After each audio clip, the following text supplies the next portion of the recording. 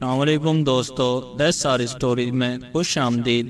پیارے دوستو، بہت پرانے زمانے کا ذکر ہے۔ سمندر پار ایک چھوٹے سے ملک پر ایک بادشاہ حکومت کرتا تھا۔ اس بادشاہ کی ایک 15-16 سال کی بیٹی بھی تھی جس کا نام شہزادی امبر تھا۔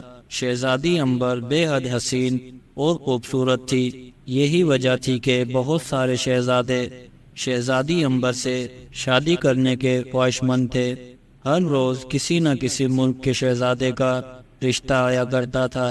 چونکہ شہزادی امبر بادشاہ کی اکلوتی اولاد تھی، اس لیے بادشاہ اس سے بے حد محبت کرتا تھا۔ اس کی خواہش تھی کہ شہزادی کو ایک ایسا شوہر ملے جو خوبصورت ہونے کے ساتھ ساتھ رحم دل اور بہادر بھی ہو۔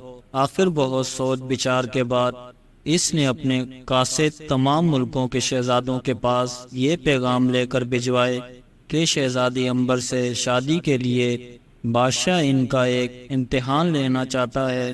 جو شہزادہ بھی اس امتحان میں پورا اترے گا، شہزادی امبر کو اس کی دلہن بنا دیا جائے گا۔ اس پیغام کو پاتے ہی سارے شہزادے شہزادی امبر کے ملک جانے کی تیاری کرنے لگے۔ ان میں سے ہر ایک شہزادے کو امید تھی کہ وہ بادشاہ کے امتحان میں ضرور کامیاب ہو جائیں گے۔ تمام شہزادے اپنے اپنے ملکوں سے نکل کر بندرگاہ پہ جمع ہو گئے۔ وہاں پر بادشاہ کا ایک خوبصورت جہاز کھڑا تھا۔ یہ جہاز اسی مقصد کے لیے تھا کہ جو شہزادے شہزادی امبر سے شادی کے خواہش مند ہوں، اس میں بیٹھ کر بادشاہ کے پاس پہنچ جائیں۔ جب شہزادے جہاز میں سوار ہو گئے تو جہاز کے بعد باندھ کھول دیے گئے اور جہاز تیزی سے اپنی منزل کی طرف بڑھنے لگا۔ شہزادے جہاز پر ادھر ادھر گھومتے ہوئے باتیں کرنے لگے۔ وہ سب کے سب بے حد خوبصورت اور ذہین نظر آتے تھے۔ وہ باتوں کے دوران زور زور سے کہکے بھی لگا رہے تھے اور ان کے چہروں سے پتہ چلتا تھا کہ وہ بے حد مسرور ہیں۔ انہی شہزادوں میں ملک خراسان کا شہزادہ بابر بھی تھا۔ وہ ان شہزادوں سے الگ تھلگ عرشے پر بیٹھا ہوا سمندر کی اونچی نیچی لہروں کو دیکھتے ہوئے کچھ سوچ رہا تھا۔ دوسرے شہزادے اس کی طرف دیکھتے ہوئے زیر لب مسکرا رہے تھے۔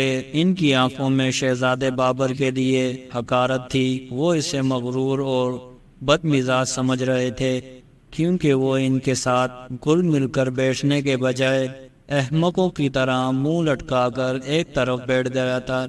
اس پر ایک شہزادے نے دوسرے شہزادے سے دھیمے لہجے میں کہا، اگر شہزادی امبر کی اس احمق شہزادے سے شادی ہو گئی تو میں اپنا نام بدل دوں گا۔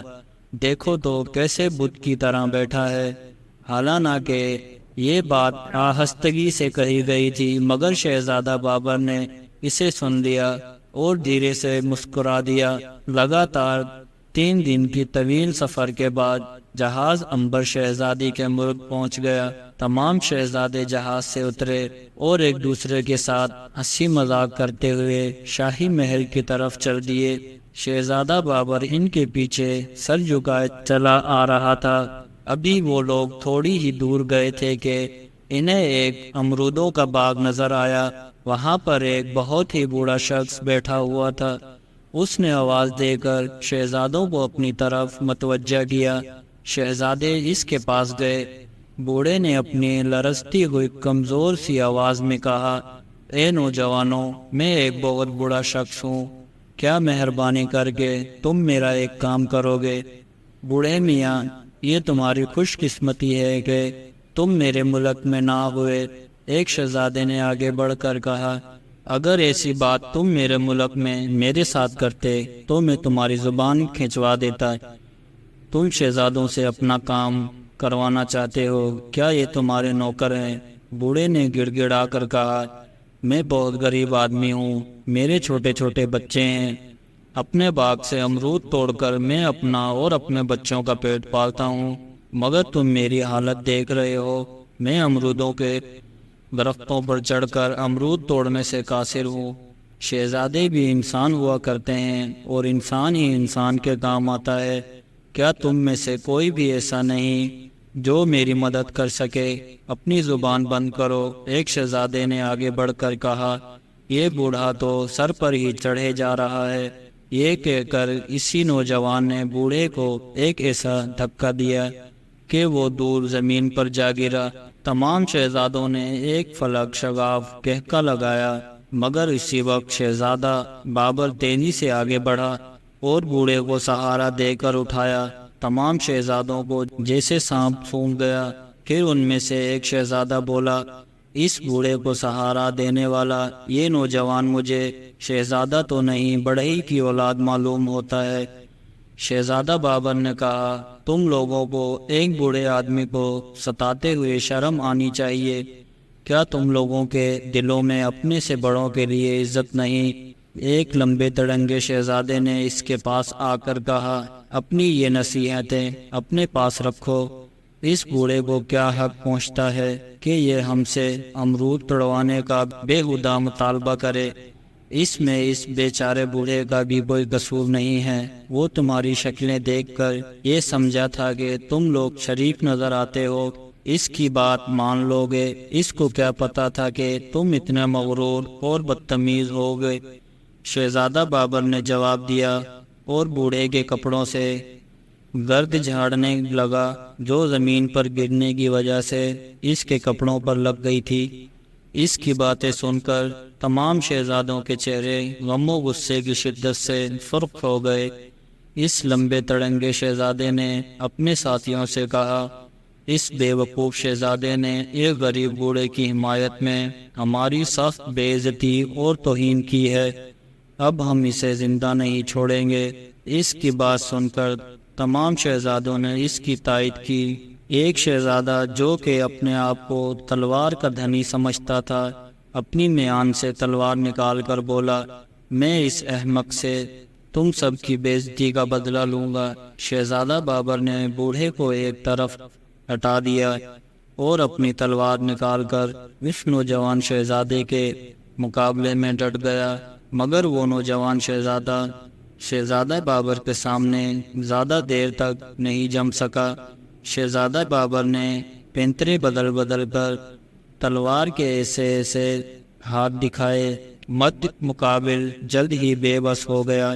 شہزادہ بابر نے تلوار کا ایک ایسا ہاتھ مارا کہ اس شہزادے کی تلوار اس کے ہاتھ سے نکل کر فضا میں بلند ہوئی اور اس کی نوک امرود کے درخت میں لٹکے ہوئے ایک بڑے سے امرود میں پیوست ہو گئی، اور پھر تلوار اس امرود میں لٹکی ادھر ادھر چھولنے لگی۔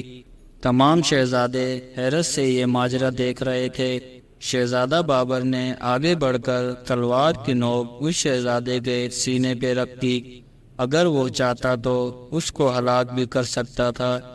ہارنے والا شہزادہ شرمندہ ہو کر ایک طرف سر جھکائے کھڑا ہو گیا۔ اپنے ساتھی شہزادے کی شکست نے دوسرے شہزادوں کو مزید ناراض کر دیا۔ ایک شہزادہ پھر تلوار سونت کر آگے بڑھا، مگر چند ہی لمحوں بعد اسے بھی شکست کا سامنا کرنا پڑا۔ اسی طرح ایک کے بعد ایک شہزادہ بابر نے تمام شہزادوں کو شکست دی۔ وہ تمام کے تمام باغ کی گھاس پر بیٹھ کر بانپنے لگے۔